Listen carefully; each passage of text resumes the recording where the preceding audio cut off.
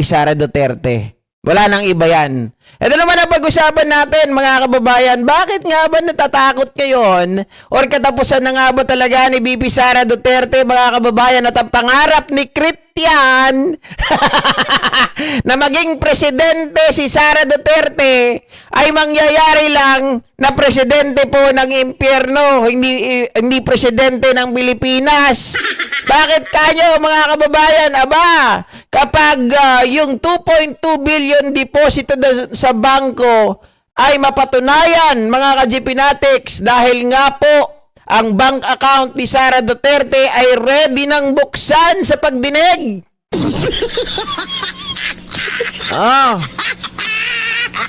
Yung mga umaasa dyan, Christian. Mga kababayan, ayon po dito sa balita na to, mga ka-GPnatics, kaya pala sigurado, si Sara Lustay, mga kababayan, kaya nag-iingay ngayon, ay pinipigilan daw po nito na mahalungkat ang kanyang bank accounts. Biruin nyo, mga kababayan, ayon po sa balita na to, tingnan nyo ba naman kasi, bago ko basahin yung balita, ipapakita ko lang sa inyo kung ano yung na-leak ngayon, mga kababayan, na balita na di umano, di umano. Hindi pa naman kumpirmado ito, pero leak, mga kababayan, na kung saan po pinapakita yung mga pera. Nako, pagkalaki-laki. Kayo na bahalang mag-compute, mga ka-GPnatics nito, Christian, baka kaya mong i-compute, paki-compute. Mga kababayan, ito yung mga pumasok daw po sa bank account ni VP Sara Duterte. Ito ay isang leak information na nakuha po at kumakalat ngayon. Year 2006. Okay? Sa BPI bank account ni VP Sara, 58,828,433 and some change. Okay? Pero ang SALE ni VP Sara Duterte, 6,071,460 pesos. Ang gap, 52,756,973 and some change. Ang laki, mga kababayan, 2007, 59,941,957 and 95 cents. SALN niya, 9 million. Ang gap, 50 million, mga kababayan.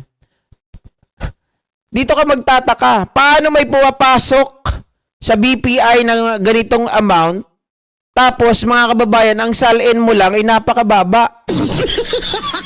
Diba? Napakababa, 20 million, 21 million, 22 million, 16 million, 17 million. Pero yung mga pumapasok sa transaction sa BPI, mga ka-GPnatics, 59 million, 103 million, 104 million, 106 million, 96 million, 96 million. Saan ang galing yun? Kaya yung iba nagtatanong, ano yung pinasasahod nila sa mga abogado? Lalong-lalo na kay Kaufman, 150 million every month. Tapos ngayon, nagpadala sila ng ilang abogado yun? 8 o 6 na abogado. Mga kababayan, para sa confirmation of charges nitong si Digonio. Diba? So, pag ito lumabas, mga kababayan, at na-verify ito dahil sa pagbubukas po or doon sa impeachment probe na gagawin kay VP Sara Duterte at ito ay nabet, naku po, sigurado, may kalalagyan, mga ka-GPnatics. Sigurado, yung pangarap ninyo na si VP Sara nyo ay maging presidente, hanggang presidente na lang ng impyerno, Christian. Sabi ni Scarlett, hindi yan SALN, kung hindi SALET. Rita na Japan. Diba, Ma'am Tita Josephine? Ayun po sa balita, mga ka-GPnatics. Buuin natin, Sabi dito, BP bank accounts may be examined in impeachment or impeach probe. The House of Representatives may examine Vice President Sara Duterte's bank records as part of the impeachment proceedings. House Deputy Speaker and La Union Rep. Paulo Ortega, the fifth, said yesterday, noting that allegation of unexplained wealth and possible omission in her statement of assets, liabilities, and net worths or SALN cannot be ignored. Mga kababayan, ang layo ng gap, di ba? Ang SALN niya, mga kababayan, ang pinakamataas lang. Magkano yung nakita natin na SALN? 22,758,465 and 47 cents. Okay? Pero mga kababayan, nako, kung isusumo total mo to, bilyones na to eh. Di ba? Bilyones na tong halaga na to. Oh, sabi pa rito, Ortega described the accusation raised in the fourth impeachment complaint as serious and disturbing, noting claims that certain bank accounts, properties, and significant cash movements were allegedly not fully reflected in Duterte's SALN. Parang kilala ko na hindi lang Duterte yung gumagawa niyan, hindi nagre-reflect sa SALN. 'Di ba? Meron pang ang palusot eh. Hindi naman yan binigay sa amin nung during the campaign period eh. That's before the campaign period. Anak ng baka. Sabi mo dito, like the three other impeachment complaints against VP Sara, against the Vice President, it was transmitted to the office of the Speaker, Faustino III. Okay, in a complaint, Cabrera asked the House through the appropriate committee to issue subpoenas for bank records covering deposits, withdrawals, transfers, and account activity from 2019 to 2025, as well as to coordinate with agencies such as the Commission on Audit, Bureau of Internal Revenue, and Anti-Money Laundering Council. It also proposed commissioning an independent forensic accounting team to reconcile SALNs with bank and property records. The complaint said the legal basis for this article include the constitutional requirement for public disclosure of assets, Republic Act 6713 Code of Conduct and Ethical Standards for Public Official and Employees, jurisprudence recognizing exceptions to bank secrecy and corruption in bribery cases, and this Honorable House of Representatives investigatory powers in impeachment proceedings. So, nung nakaraan, mga kababayan, ang nangyari, inaasahan lang natin na bubuksan yung bank accounts nitong si BP Sara during the impeachment trial doon sa Senado. Kasi nga, doon sa Kongreso, at that time, nagkaroon lang ng bilang na 105, tama? 105, one-third. Tapos, diretso na kaagad, mga kababayan, transmittal ng article of impeachment sa Senado. Kaya lang, ang ginawa ni Chis Escudero, instead na forthwith, binigyan ng ibang kahulugan. Tama? So, hindi natin nakita yung ganito, mga kababayan. Pero, iba ang mangyayari ngayon. Dahil kapag nakapasa sa determination, kung mayroon bang, kung sufficient ba yung form, palagay ko naman makakapasa yan. Kung sufficient ba yung substance, palagay ko makakapasa. Tapos doon na yung labasan ng ebidensya. At doon papasok, mga ka-GPnatics. Dito pa lang, magkakaroon na kaagad ng bala laban kay Sara Duterte kapag binuksan po yung kanyang mga bank accounts dahil meron mga tinatawag po na irregularities and sabihin natin discrepancies. So, as if Duterte's announcement to run for president would affect the resolution, Martinez said whether or not Sara announced her intention to run for the presidency will not affect the assessment by the prosecutors of the pending case. So, mga palaban, yung mga nito, yung mga tinanong. Sana lahat palaban, no? Sana lahat, hindi sana sila magpauto, mga kababayan, sa pagtakbo ni VP Sara Duterte. And that's the main reason why maaga po siyang nag-announce ng kanyang pagtakbo, mga kababayan, para po iparamdam sa mga kongresista, oy, I'm unbeatable. Oy, unbeatable daw. Kunwari lang yun, unbeatable. Huwag kayo magpaniwala dyan.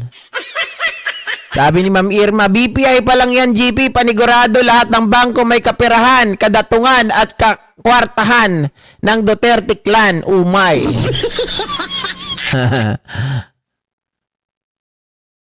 Okay, big no kay Sara for president, hindi magtatrabaho yan, ngayon pa lang sinungaling niya.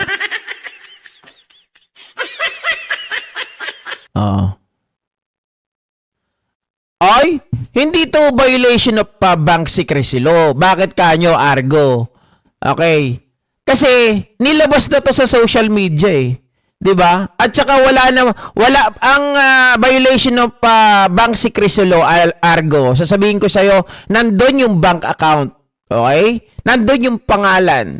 Kung wala naman 'yon, mga ka-GP natin, paano mo ako kakasuhan? Paano ako papasok ito sa bank secrecy law? 'Di ba?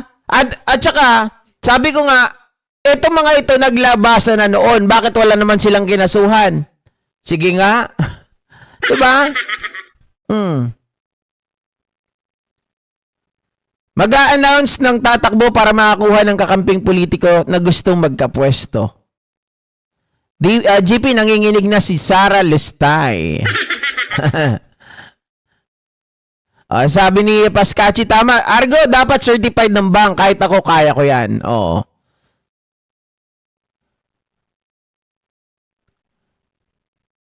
Kaya nga sabi ko kanina, di ba Argo, hindi ka nakikinig, no? Sabi ko kung ito ay mabiverify at kaparehas nung bank account na mayroon yung transmittal ng pera sa bangko ni Sara Duterte, magiging legit. Di ba yun ang sabi ko, Argo? Di ka nakikinig, no? Oh. Pag lumabas yan, nakatulad. Ombudsman has the power to open bank accounts if it's about corruption of public funds. Exactly. Mga kababayan, yun sa ombudsman. Siyempre, pero kailangan... meron din, pwede naman ang ombudsman ay magkaroon sila ng tinatawag na motu proprio to investigate, buksan, mga kababayan. 'Di ba? Lalo na kung may corruption na pinag-uusapan. Thank you so much, Scarlett Eyes. Oo nga, Ma'am Emma, 'di ba? Exactly. Si Trillanes naglabas, hindi nila makasuhan. Oh. Ako ba yung sinasabihin mo, Ma'am Joanna Bermudez, manood sa mga interview ni Trillanes? Lagi ako nanonood doon. Oh.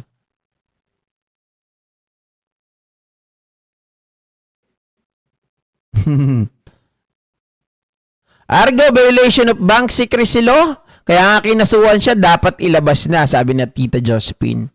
Oh, mga kababayan. Pero ito talaga yung kinakatakutan daw, mismo mga kababayan, ng tawag dito, ng kampo ni Sara Duterte. Ito may pahabol pa dito. Nabotas Representative Toby Chanco believes the fourth impeachment complaint filed against Duterte has more chance of securing support from House of Representatives or House members.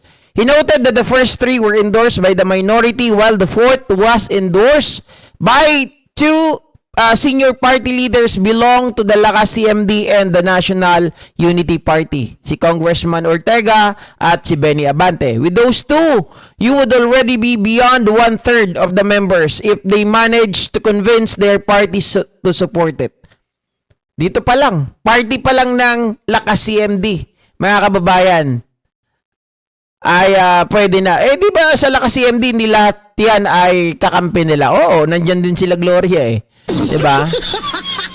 Pero mga ka-GP Natics, kung majority of the party ay papayag, pipirma, Sigurado. Lagpas dun sa inaasahan.